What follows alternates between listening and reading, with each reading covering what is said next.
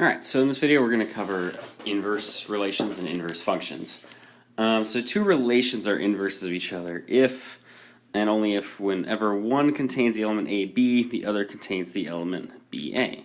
So all that really means is the inverse, to get the inverse you swap x and y values and then plot the new points. So for inverse functions, it's the same thing but written in function notation. So f of a equals b, then this is the notation for inverse function. F inverse of b equals a. So the inverse is going to reverse the operations of the original function. So for instance, in this relation we have just a set of points. So the inverse, I just took all these points and I swapped the x and the y. So 1, negative 2 became negative 2, 1. 4, 3 became 3, 4, and so on and so forth. And then I graphed both of them. The yellow is the original, and the purple is the new one. And one thing you might remember from geometry is when you swap x and y, that's reflecting over the line y equals x. So that's exactly what we're doing when we find the inverse of a function, is we're reflecting the entire graph over the line y equals x. So then finding inverses algebraically, if we look down here,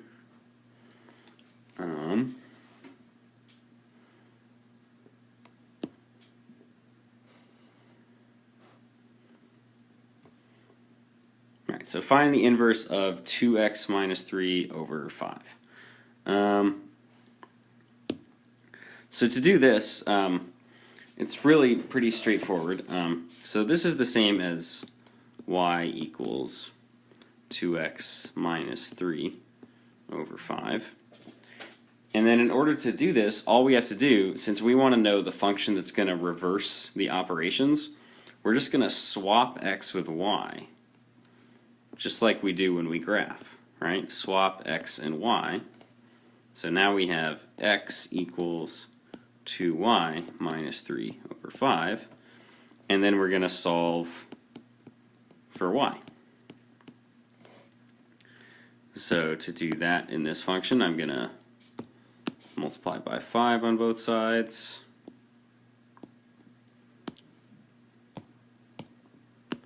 So I have 5x equals 2y minus 3, and then add 3,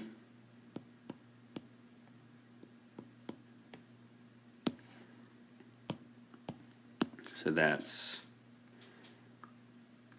2y equals 5x plus 3, and then divide by 2 and we get y equals 5x plus 3 all over 2. And then the correct notation for an inverse function is, when it's a function, we could write f inverse x equals 5x plus 3 over 2. So in the second example we have a cube root function, but I'm going to do the same thing. So remember, this is the same as y, so we're going to switch it, and now we have x equals the cube root of 2y plus 1. And then to undo the cube root from an equation, I just need to do the opposite, because the entire side is being cube rooted. So if I cube the entire side of the equation on both sides, then on this side the cube and the cube root are inverses of each other. So we have x cubed equals 2y plus 1. And then subtract 1 and divide by 2. And we have y equals x cubed minus 1 over 2, which would be the same as, so we could write f inverse x equals x cubed minus 1 all over 2. So in order to verify that two functions are inverses of each other, we're going to apply this first property. So if f of a equals b, then f inverse of b is equal to a. What that looks like here is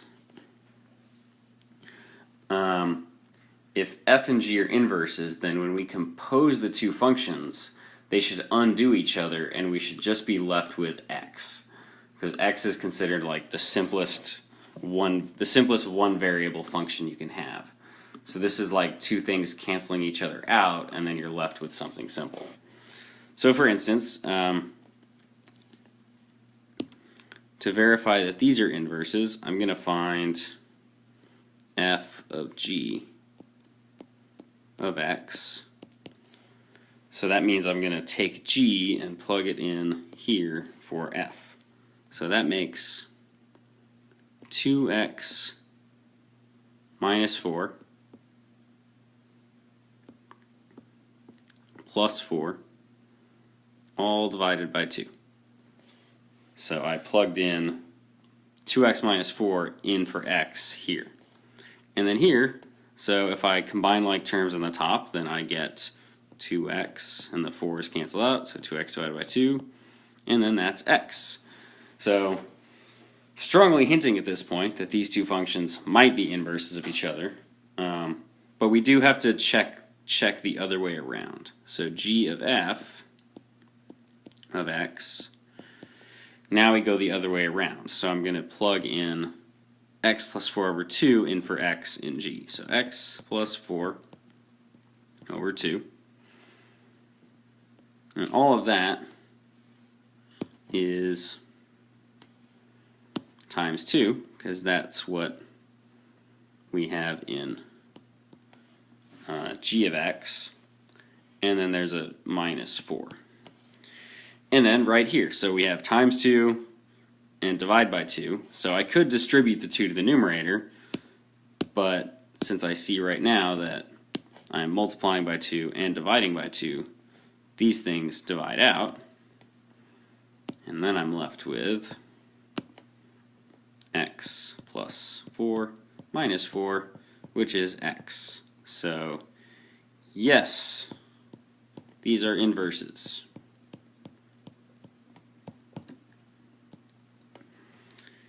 In the second example here, so we have f of x is 4x squared, g of x is 2 root x. So again, to test, let's test one direction. So f of g of x is equal to, so 4, because that's f of x, and then times 2 square root x squared. And if I simplify this, so I square each of these things that's in the parentheses, and the square only applies to both because it's these things are multiplied together. But this comes out to 2 squared is 4, so 4 times 4. But square root of x squared is only just x. So this makes 16x. And 16x does not equal 1x. So no, these are not inverses. And I don't even have to check the other way around, because if they're not inverses in one direction, then they won't be in the other direction. Or then it has to be both directions for it to be true. So if it's not true for one direction, then it's just not true.